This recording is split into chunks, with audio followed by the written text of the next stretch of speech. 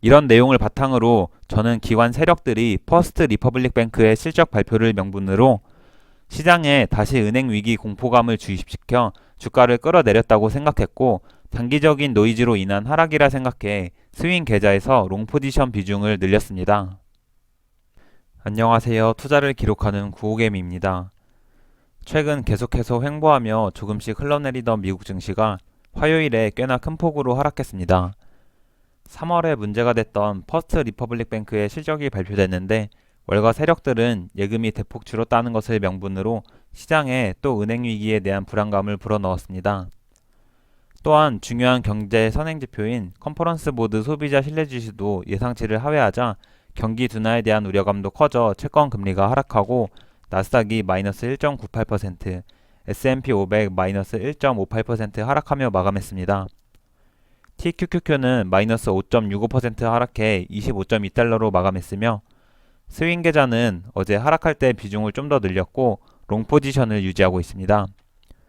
화요일 미국 증시를 자세히 살펴보면, 우선 퍼스트 리퍼블릭 뱅크가 분기 실적 발표에서 예금 보유액이 작년 말보다 40% 이상 줄었다는 소식에 폭락했습니다.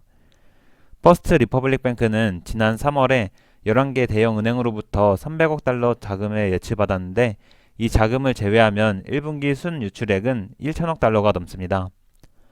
이렇게 퍼스트 리퍼블릭 뱅크가 폭락하자 다른 지역 소형 은행들도 같이 폭락했습니다.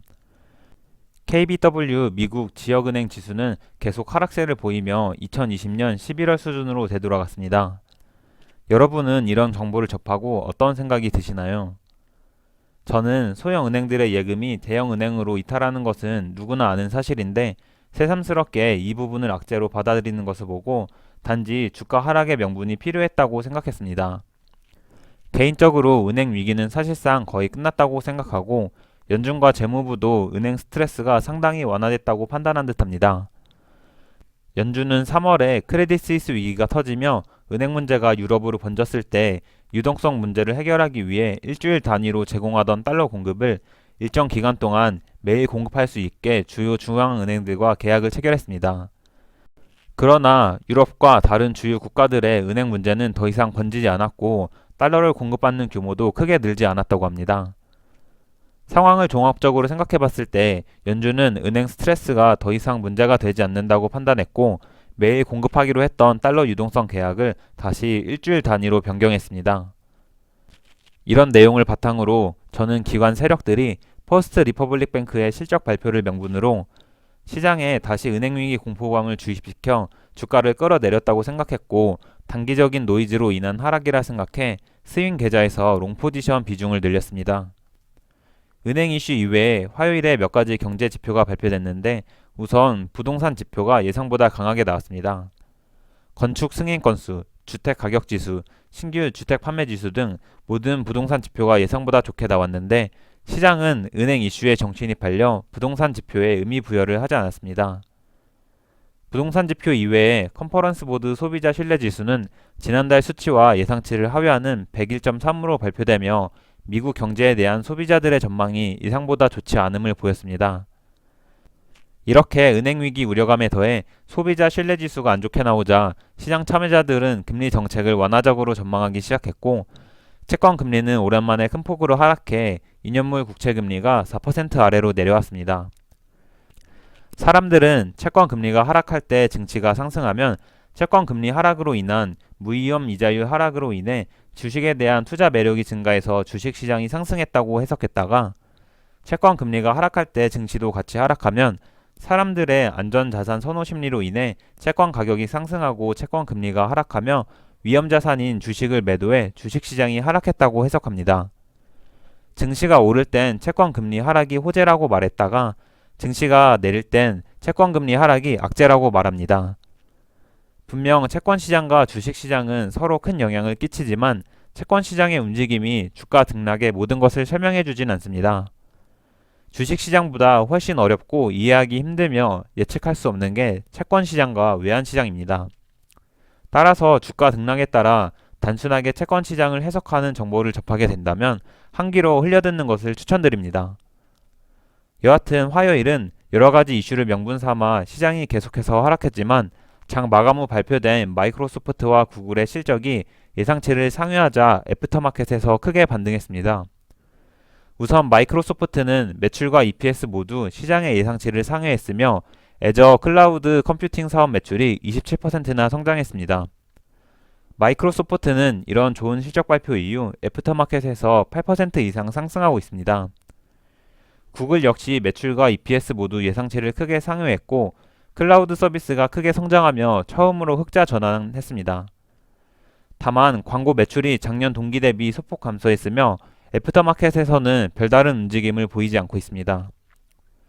이렇게 화요일 미국 증시는 큰 폭으로 하락했지만 장 마감 후 마소와 구글의 실적 덕분에 분위기가 조금은 전환됐습니다.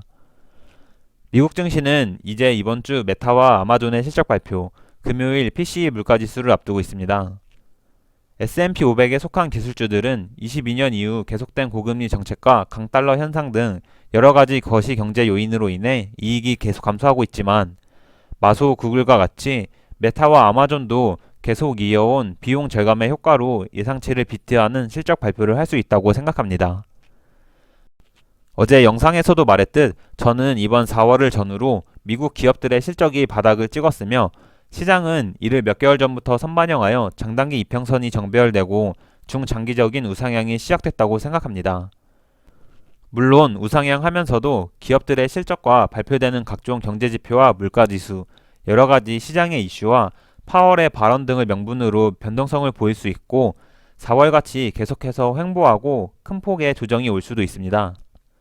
통계적으로 주식시장은 5에서 10월에 약세를 보인다고 하며 셀인 메이라는 격언이 있을 정도입니다. 그러나 시장은 항상 적응 확률의 경우가 나올 수 있으며 높은 확률로 상승한다는 4월에 미국 증시는 계속 힘을 못 쓰고 있습니다. 또한 5에서 10월 동안 증시가 안 좋다고 하지만 통계적으로 7월과 8월에는 또 좋은 모습을 보여 썸머랠리라는 말이 있을 정도입니다. 마크 트웨이는 10월은 주식 투자에 특히 위험한 달 중 하나이다. 다른 위험한 달로는 7월, 1월, 9월, 4월, 11월, 5월, 3월, 6월, 12월, 8월, 그리고 마지막으로 2월이 있다 라고 합니다. 1년 12달이 주식 투자하기 위험할 수 있지만 너무 통계를 맹신하며 투자하지 말라는 의미이기도 합니다. 실제로 워렌 버핏, 피터 린치, 찰리 먼거, 켄 피셔 등 월가의 투자 전설들은 3월이니 5월이니 10월이니 그딴 거 신경 쓰지 말고 그냥 장기 보유하라고 강조합니다. 물론 각자만의 투자 계획과 원칙, 상황이 모두 다르기에 언제 사고 팔지 스스로 결정해야 하지만 저는 단순히 5월부터 통계적으로 시장이 안 좋다더라 라는 말만 듣고 매도하지 않으려고 합니다. 앞으로 계속 발표될 빅테크 기업들의 실적과 물가지수, 다음 주에 있을 FOMC 회의 등 시장은 계속해서 변동성을 보이겠지만 어떻게 하든 여러분 스스로의 원칙과 계획에 따라 투자하시길 바라며 영상 마치겠습니다. 내용이 유익하셨다면 좋아요, 앞으로도 구호개미의 투자 과정이 궁금하시다면 구독, 미국 증시나 투자에 대한 의견은 댓글로 부탁드립니다. 영상 시청해주셔서 감사합니다.